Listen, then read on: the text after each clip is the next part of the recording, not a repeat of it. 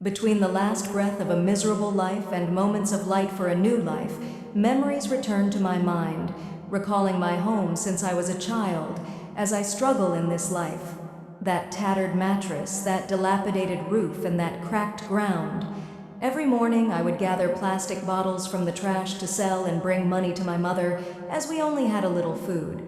My sick father lay on that mattress. I looked at life through the eyes of a child and said, I will continue my studies and save my family from this abandoned house.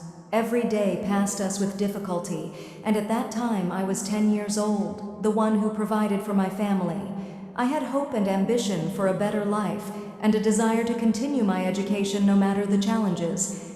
As the years went by, my father left us and went away. I became the sole provider for the family.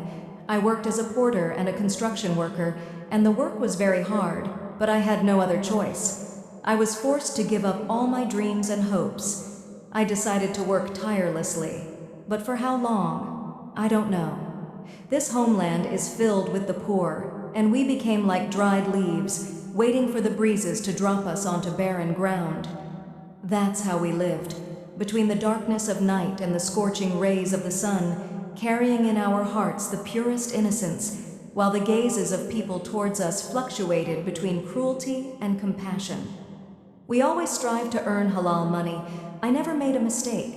Hope and happiness were in my heart, and I felt my heart whispering to me, one day you will be carried on a throne, but what throne? My name would be remembered among the scrolls of kings. As days passed, I felt something strange in my soul, as if life itself began to sympathize with me. I didn't know that the end was approaching. My soul was trying to tell me something, but I didn't listen.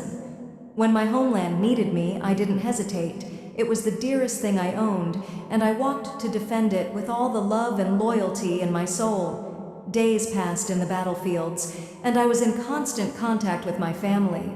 My heart missed them dearly, and I had little time left to see them and return to my home. I never expected this longing for them would turn into a final farewell. On my last morning in the battlefield, we sat in one of the orchards. At first, victory was always on our side, but everything changed after that, and we became the defeated ones. I wondered what would happen after this day, and I wish I hadn't thought about it. As I looked around, I saw my comrades falling one after another on the flowers, as if they were kings of the sky embraced by the earth's roses. It was as if the earth longed to embrace them and hold them in its arms. We had no more ammunition, and many of us were martyred. I was caught between the hope of survival and facing death.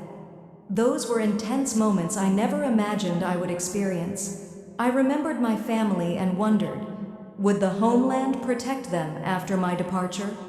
Or would it betray them as it betrayed me? Now the last minute of my life has arrived. The last bullet fired and struck my heart.